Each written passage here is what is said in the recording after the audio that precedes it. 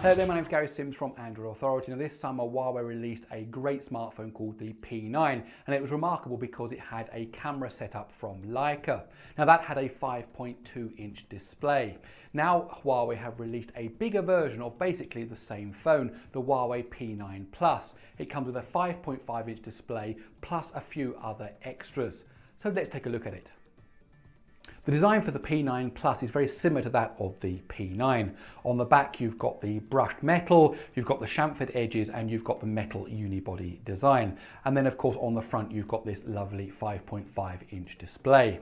Now looking around the phone, on the bottom you'll find the USB Type-C charging port, you'll find the 3.5mm headphone jack and a single speaker. On the right hand side you'll find the textured power button, and above that the volume rocker. On the left hand side is the tray for the SIM card and the SD card. Along the top you have something new that comes with the P9, and that is the IR blaster. Flicking it over onto its back, you've got this black band which contains the camera technology, the dual sensor like a camera, and then just below that you have the fingerprint reader. Now on the front is the 5.5-inch Full HD display. Now the standard Huawei P9 also had a Full HD display, this time in a 5.2-inch panel.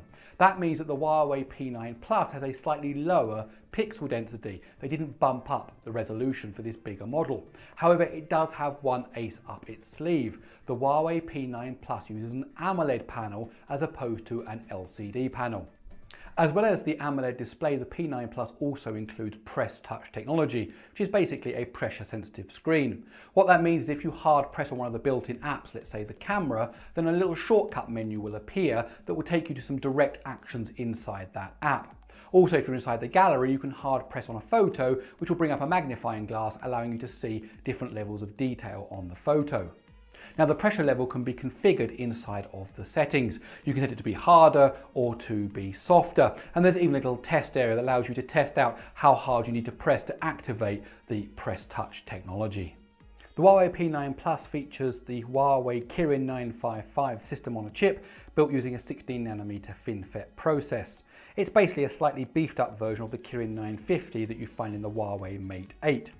The chip has an octa-core configuration, that's 4 Cortex-A72 cores and 4 Cortex-A53 cores. It also includes a Mali T880 GPU, which is certainly one of the most powerful GPUs that Huawei have put into their phones to date. There also is 4GB of RAM, 64GB of internal storage, and that can be expanded using micro SD. In terms of everyday use, the P9 Plus is fast, fluid and great to use. The UI animations are smooth, apps open quickly and multitasking is a breeze. Games also work well on this device, and while there are handsets out there with more powerful GPU configurations, the Mali T880 is a fantastic GPU even in this 4-core variant. Although the benchmarks show that the GPU has lower performance than say the GPU in the Exynos 8890, for most users the 3D gaming experience is certainly above average. The Cortex-A72 is one of the latest and highest performance 64-bit cores from ARM. The use of Cortex-A72 and Cortex-A53 in an octa-core configuration is duly reflected in the benchmarks. The Huawei P9 Plus scores 1,829 on Geekbench's single-core test and 6,573 for its multi-core test. These are approximately the same scores as achieved by the smaller Huawei P9.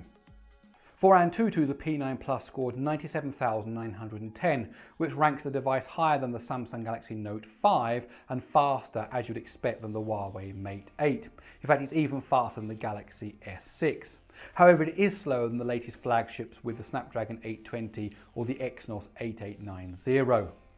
As for Epic Citadel, the device manages a nice 59.3 frames per second in ultra high quality mode. And really you can't ask for any more than that. The fingerprint reader on the P9 Plus is very good, and I really have come to expect nothing less from Huawei. The fingerprint reader on the P9 was excellent, and the P9 Plus has followed suit. Since the fingerprint reader is on the back, you can wake and unlock your phone just by placing your finger on the reader. You can also use the fingerprint reader to trigger the shutter while taking photographs, or you can use it to swipe from left to right when viewing photos in the gallery. Or you can even use it to answer a call. The Huawei P9 Plus features a single speaker on the bottom edge next to the Type-C USB port. The speaker is quite loud and the sound is reasonable considering it isn't a front-facing speaker. However, as is the case with many smartphones, music can sound a bit thin with a lack of bass. I found that at full volume some tracks tended to distort and the sound quality improved when the volume was actually turned down a notch or two. The P9 Plus has a 3400 mAh battery, which is impressive when you consider how sleek Huawei have made this device. I ran Epic Citadel to test the battery life while playing 3D games, and according to my calculations you'll be able to play 3D games for over 4 hours from a single charge. For simpler tasks like browsing the web, you should be able to use this device for up to 11 hours. And if you're watching video that's stored locally on the internal storage, you should be able to watch 10 hours of movies. What this means is you'll easily get through a whole day without having to recharge your phone. In fact, if you are a moderate to light user, you may even see 2 days usage out of this phone before you need to recharge it. Now the Huawei P9 Plus supports fast charging and a fast charger is included in the box. Using the supplied charger, it takes just 40 minutes to go from empty to 50%. And to go from 0 to 100% takes just under 2.5 hours. One of the extra features on the P9 Plus is the IR Blaster. The bundled smart controller app allows you to control TVs, air conditioning units, set-top boxes, DVD players, projectors and more. Device setup is easy enough. You just pick the type of device, the make of device, and then you follow the on-screen instructions. Overall, the IR Blaster worked well and was as expected and is, in my opinion, a good addition to the P9 Plus. The Huawei P9 Plus comes with Android 6.0 Marshmallow out of the box, and on top of that Huawei have placed their Emotion UI. That means there are redesigned icons, some redesigned layouts, some redesigned colorings. However, the biggest difference is it doesn't include an app drawer. Now, if you insist on having an app drawer, the P9 Plus is not for you. Personally, I don't mind either way. As well as the UI changes, there are lots of additional features that you don't get with stock Android, including motion gestures, a floating dock, voice wake up, one-handed mode, and Huawei's own take on the do not disturb mode. Under motion gestures, you can enable motions like flip to mute, raise to ear to answer calls, and tilt motions to move icons and widgets. There is also the knuckle gesture, which allows you to take screenshots by double tapping the screen with your knuckle, or drawing a letter to open an app. Both types of these knuckle gestures can be disabled if they misfire. With the built-in voice app wake up, you can talk to your phone when it's nearby. Its usage is limited to locating your device or placing a call, but it works well. The default phrase is, "Okay Emmy," but it can be changed to anything you want. Since the P9 Plus uses on-screen keys, Huawei has added the ability to customize the order of the navigation buttons. By default, the back is on the left and the recent apps is on the right. However, this can be reversed. It's also possible to add a fourth button for opening the notification panel. Tapping the icon is the equivalent of dragging the notification shade down from the top. There is also a theme engine that allows you to change the look and feel of the UI to something that better suits your tastes. Huawei has included a battery manager which gives you a high level of control over battery related features. For example, you can set a power plan which will tweak the CPU according to your usage. One interesting feature that I also found on the Huawei P9 is that you can change the screen resolution to just 720p. According to the Battery Manager app, this will help you save power. Other battery-related options include a whitelist function to ensure that certain apps keep running after the screen is turned off, and a power usage firewall which warns you about power-hungry apps. There is also an ultra power saving mode which will disable everything except for calls and messages. It also brings up a simplified monochrome interface. When running low on battery power, going into ultra power saving mode can certainly add a few hours onto your battery life. One of the key selling points of the Huawei P9 Plus is the camera. Now, just like with the P9, Huawei has teamed up with Leica to bring basically the same dual sensor camera to the P9 Plus. The P9 Plus has a 12 megapixel dual lens setup on the back, one with an RGB sensor specifically for color reproduction and the other purely for capturing black and white detail. The f2.2 dual lens carries the Leica seal of approval. The camera setup was co-engineered with Leica as part of a long-term partnership that was announced back in February.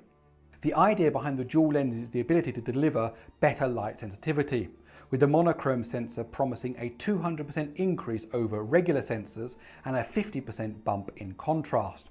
There are 3 different focus modes on board: laser focus, depth focus and contrast focus, as well as a dedicated depth measurement chip. This means that both lenses can focus individually, and the P9's Plus improved image processor will automatically choose the best result. Apart from the more standard modes like HDR and panorama, there are lots of camera modes available, including a full manual mode. There is also a special shallow depth of field mode. When using the shallow depth of field mode, you get the added ability to be able to refocus pictures post-capture. From the gallery, you can enter the refocusing mode and change which object is in focus and the depth of field. Other modes include night shot, time-lapse, slow-mo and watermark. There is also a series of live filters available if you want to get a little bit fancy with your picture taking. Huawei also added a light painting mode, which lets you capture light trails created by things like moving cars or stars in the sky.